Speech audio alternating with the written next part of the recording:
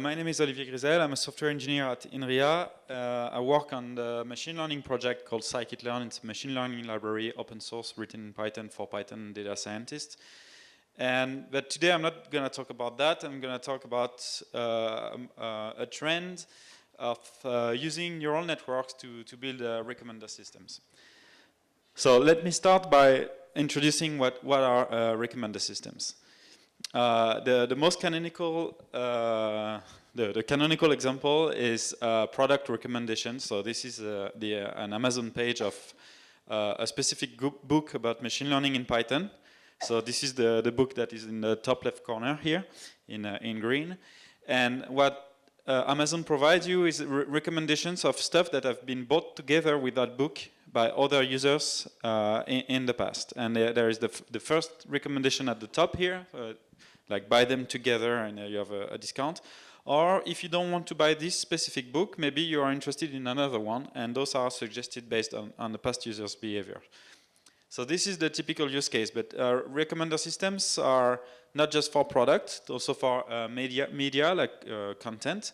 So for instance here, the input is my Spotify account, is the past interactions that I have with the catalog of Spotify, and every week the platform is suggesting a personalized list of songs that are likely to be of interest to me.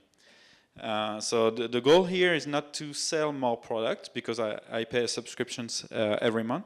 The goal is to make the service better for me, so that I can stay longer paying it, basically, so that I don't churn. And so far it's working quite well. Other applications of recommender systems that you might not necessarily think of as a recommender system is today's search engines, especially if you use Google, Bing, whatever. You generally give as an input a keyword for a web search, but also you're logged into your account most of the time. So this is the top right corner. You have the specific user identity, and tied to that specific user identity, you have all the past queries that you made and what you clicked on those queries. And you have two recommender systems running on that page. The first one is the actual search results that are tied to this specific query and my personal behavior. And you can see that if I type the keyword Python on Google, I don't get the snake. I just get stuff that are related to the programming language. And the second set of answers is also built by another recommender system. It's actually the personalized advertisement system of Google. And here again, you can see that the ads that I get are related to the Python programming language and not to any kind of zoo or whatever. So those are examples, but there are many more, and especially for social networks, for instance. The content that you see every day on a social network, the post from your friends or the news that have been shared, is actually filtered and ranked by a recommender system, or something that is very similar to a recommender system. So all the ideas that I'm going to present today is not just for product, it's for much more than this. So how those recommender systems are built. To introduce this, I need to introduce a couple of concepts. The first one is the different kinds of recommender systems that you can build based on the kind of input data that you use to train the model. So the most natural way to recommend a product to a specific user would be to use as an input the metadata that describe the product and the user. For instance, it could be the gender of the user, if you want to personalize for male and female, or the item publication date. For instance, you want to recommend the stuff that is more fresh, or new movies, for instance. Or you could use a description of the item, the director, the actor, and relate it to what past movies you've seen in the past with the same directors and so on.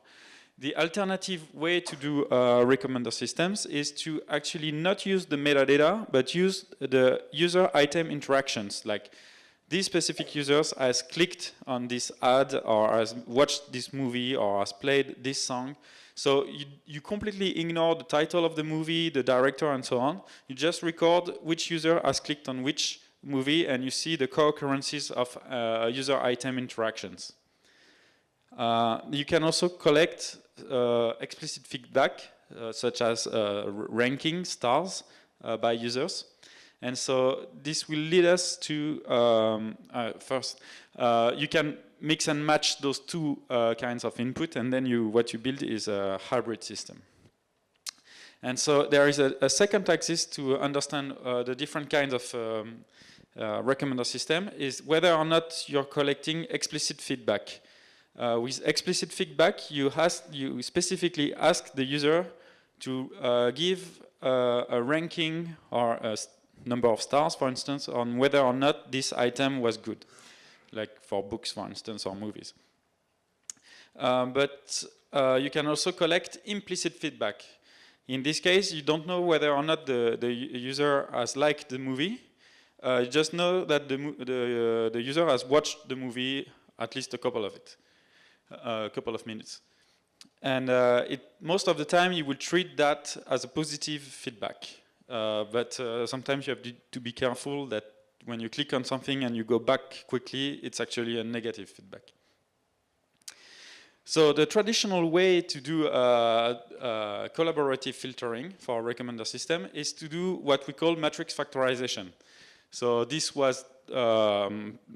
has been popular since the Netflix challenge in 2006. And so basically we collect the rankings, the ratings of all the users on all the movies that they watched in the past. So this is a big matrix where the two dimensions are the number of movies and the number of users. And you want to approximate this matrix by two smaller matrices. And when you do the multiplication of this matrix, you want to approximate what you have observed. And you observed only a couple of rows and a couple of columns, actually. Most of the users have seen a tiny fraction of the movies in the catalog. So I will spare you the details, but this is basically a traditional way to do it. And to see how this relates to neural network, I just want to introduce the concept of embedding. What you see in the database of user item interaction is actually integers, identifiers of users and items. And basically those are symbols that describe the identity of one interaction. But for neural networks, they cannot work with those kind of symbolic variables like identifiers. They need to work with numerical descriptors. So how do we go from symbols to numerical descriptors, to quantities? We have the same problem with text token when we do NLP, and I think that will be covered in the last talk. But it's the general problem that can also be the case also for other kinds of descriptors, like categorical descriptors, like tag, movie genres, director names, visited URLs, skills on the resume, product categories, and so on. All those are symbols, and they are in the input data set, and we want to find a way to feed them to a neural network to do mathematical computation on numerical variables. So the notation that we use here is a symbol S in a vocabulary V. The traditional way to represent a symbol in a mathematical space, in vector space, is to assign to each possible symbol in the vocabulary a specific dimension, and to give a value of 1 if to the dimension of the symbol, and 0 to all the other dimensions, and I get a vector in that vector space. This is interesting because I can do math with that. The problem is that it's very high dimensional space. Each axis has a meaning a priori, and the symbols, there is no good metric. I can compute distances, they will always be the same if the symbols are different. So it's not very a good space to do computation. So what we do in practice is that we go from that space to a lower space that we call an embedding, and that is a much lower dimensional space. D is a couple of hundreds instead of millions before. And we will use a continuous representation that works well with neural network. And in that space, we can compute distances, like the Euclidean distances, and those distances, they will encode the similarity between items, and I can use that for recommenders. Okay, I'll skip the details. But there is a natural way to go from one representation to the other, which is basically doing a matrix multiplication of the one encoded vector with an embedding matrix. And this matrix is actually a set of parameters that is part of the model. And we will train the model to embed the symbols into a space and do a neural network computation with that. So in Keras, if you use a neural network library in Python, it's just one line, so it's very, very easy to do that. So now how to use that in a neural network architecture? If I come back to the matrix factorization model that I presented previously, it's actually doing the product of two columns in two matrices, U and V, one that is describing the users and one that is describing the item. And I will try to use that predicted score by taking those two vectors, the product of those two vectors, and compare to the expected label Y that I want, and minimize the difference between the expected Y and the prediction of my model. And this matrix factorization problem, you can see that the mathematical formula at the bottom of this slide is exactly the same model as the matrix factorization problem. But in this case, I've presented it as some kind of very shallow neural net, where you have two inputs, which are the symbols for the user I and the item J, the identifier, that will select an embedding, an embedded vector, and then will predict the outcome by just multiplying the two vectors. So in a way, it's just a different way to present the traditional algorithm.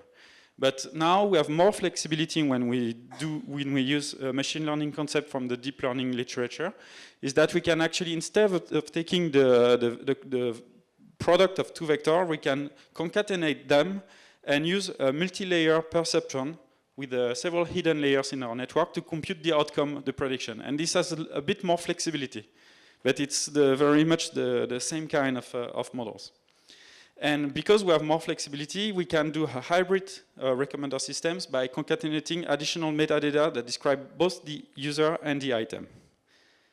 The problem is that in this case, we need explicit feedback. We need the explicit Y, the ranking, the number of stars that the user I has given to the item J in the catalog.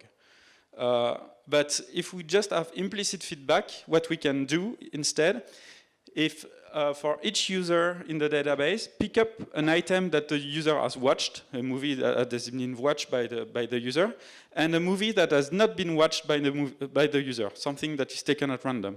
And we compute the interaction, the positive interaction of the user and the watched movie, and the negative interaction between the user and another movie. And what we want to do is that the positive interaction is higher than the lower, the negative interaction. And this way we can also train a different kind of neural network that is very similar to the one previously. It's just we are using the embedding of the items twice in a different manner, and the loss function is slightly different, but it's very similar concept. And when we have this, we can do the same kind of architectures as before, like use MLPs using this triplet loss. And we can we have all the flexibility of the neural networks. So in practice, the architectures that have been presented is not exactly what people use for different reasons. It's not, in particular, building an embedding of the user is usually a problem and not very useful. But using neural network is actually something that more and more people use to build actual recommender systems that are in production at scale. And this figure is taken from a paper by the engineers at YouTube who described how they build the recommender system of YouTube videos. So it's very similar. You compute embeddings for items, the videos in the catalogs, embedding for search tokens. You concatenate them, they go through to a MLP system, MLP, multi-layer perceptron neural network. And then they predict whether or not you're going to watch this specific user with this history is going to watch a specific movie in the future. Anyway, just the main point of my presentation is that those neural network building blocks makes it give us a lot of flexibility to deal with many kinds of input of very different nature. One of them is the discrete variables that I've presented, like the identity of a specific item in a catalog. And for this, we can just use a linear embedding as I've presented previously. But you can also use different kinds of inputs. For instance, the images of the items in the catalogs, or the sounds of the sound wave directly of the song in a music streaming platform, for instance. And you can embed them as vectors to feed to a neural network for a recommender system using a convolutional layer, or a set of convolutional layers, and build that end to end, basically. It's also possible to to access the sequential nature of the input, of the interactions, using a recurrent neural network, and to build an embedding of the sequence of actions that the user has done, for instance. It's also possible to embed as a vector a graph structure, for instance, molecules or the neighborhood of some person in a neural network, or in a social network, for instance. Anyway, there is no limit, and what deep learning provides us is actually a toolkit of a mathematical construct that we can combine together to build a more flexible system. So thank you very much for your attention. Do you have one more minute or not? Yes, yes, please. Okay, just I wanted to mention a couple of ethical considerations for recommender systems. When you build those things, you're not neutral. Even if the algorithm itself is neutral, the way you build it and the way you deploy it has actual consequences that you might not necessarily anticipate. For instance, the kind of data that you collect might reflect a discriminatory behavior of some users that might be unfair, and the system that you deploy could amplify those behaviors. For instance, if you deploy a system that does recommendation of ads for jobs or housing, and if in the past only men clicked on specific job ads, then in the future you might hide those class of jobs to women, for instance, and that might amplify an existing problem in the society and make it even worse. And what is really hard is that it's going to be silent because it's just hiding stuff.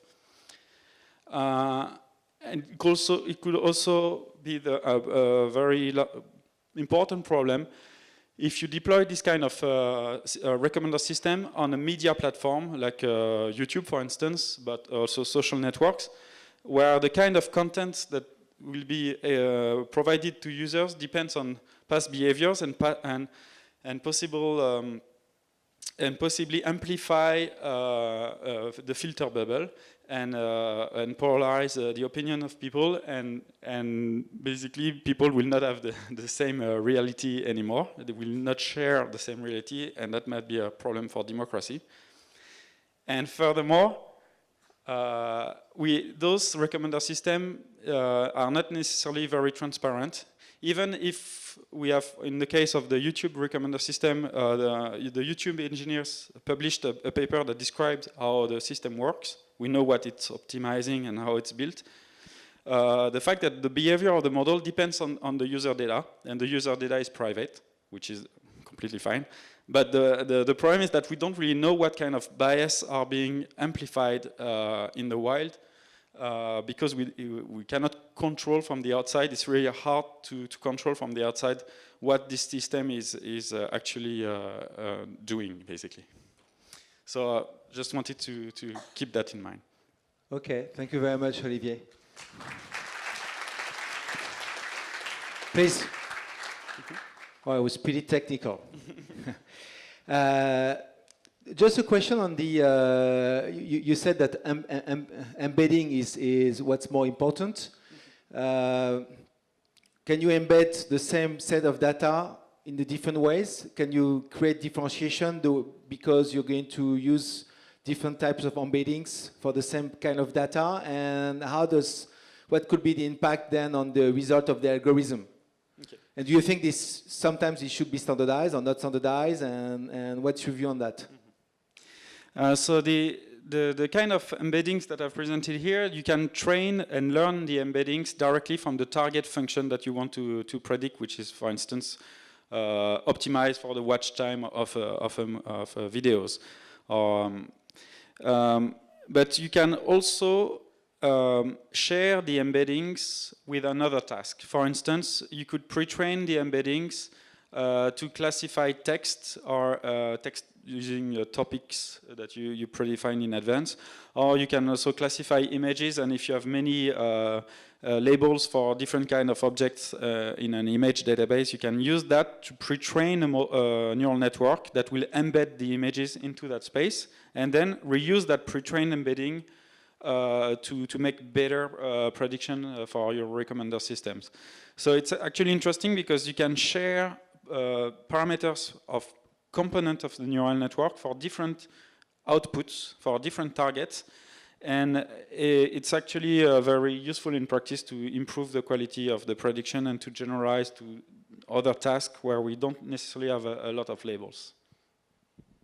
And today, when you look at the different recommendation systems from Amazon, from YouTube, do you think what's more advanced in terms of technology? Who are the most advanced there? And is it advanced because they use different techniques? Is it advanced because they have more data than the others? So the models are more trained on different set of data. How can you differentiate again between the different players there?